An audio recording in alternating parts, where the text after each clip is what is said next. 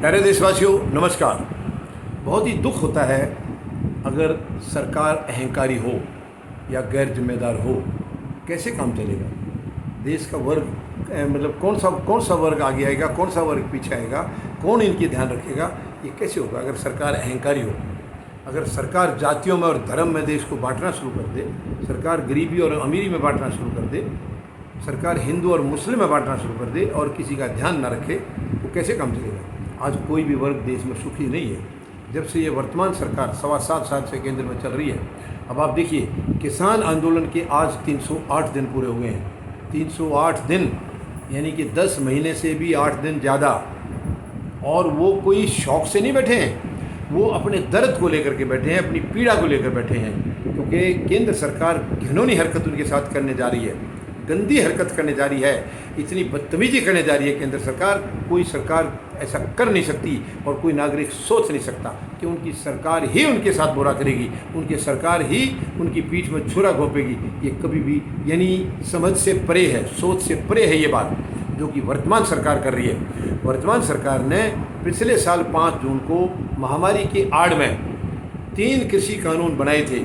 महामारी की आड़ में कानून नहीं बल्कि उस वक्त इन्होंने अध्यादेश जारी किए थे।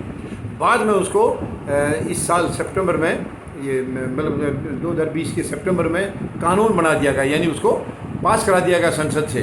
और ताज्जुब की बात है, यानी राज्यसभा में सरकार का बहुमत नहीं है, उसके बावजूद पास हो गए हैं। तो इससे साफ जाहिर होता है कि केंद्र और विपक्ष दोनों मिली भगत है, दोनों की मिली भगत है, नहीं तो ये कैसे पास हो गए वहाँ। और उसके बाद और ये कहा गया सरकार द्वारा कि ये किसानों के हित के लिए हैं, किसानों को हम तोहफा दे रहे हैं। कितनी शर्म की बात है, यानी आप किसानों की पीठ में छुरा घोंप रहे हैं ये कह के कि हम तोहफा दे रहे हैं। ये तो बेशर्मी की बात है किसी भी सरकार के लिए। देखिए, सरकार कोई खुदा नहीं होती है, सरकार देश की व्यवस्था चलाने के लिए होती हैं और उसके लिए संविधान में एक व्यवस्था दी गई है चुनने की, प्रतिनिधि चुनने की, जो कि वर्तमान सरकार ने उस व्यवस्था को भी ध्वस्त कर दिया है।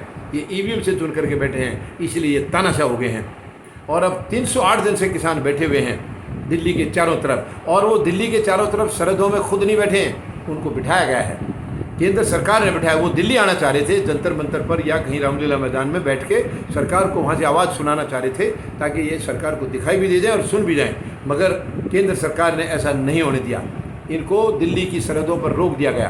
पहले वो काफ़ी बाधाएं पार करते करते पंजाब से, हरियाणा से यहाँ पहुँचे थे, मगर यहाँ से आगे सरकार ने नहीं जाने दिया।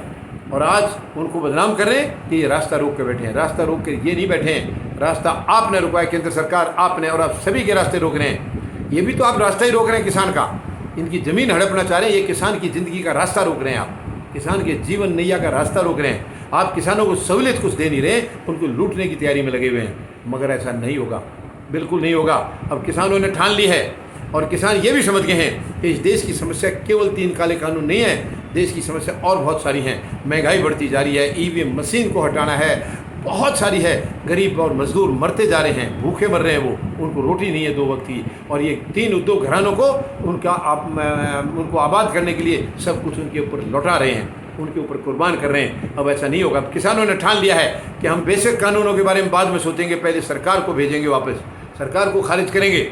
सरकार जब खारिज होगी, दूसरी सरकार का गठन होगा जो कि संवैधानिक तरीके से होगा, ईवीएम से नहीं, वो बैलेट पेपर से होगा। और वो सरकार संवैधानिक सरकार होगी और उससे भारत विश्व शक्ति बनेगा। हम सब मिलकर के विश्व शक्ति बनाएंगे भारत को। ये हमारे शहीदों का सपना था, हम महान शहीदों के सपने को साकार करेंगे। धन्यवाद। जय जवान, जय किसान, जय हिंद।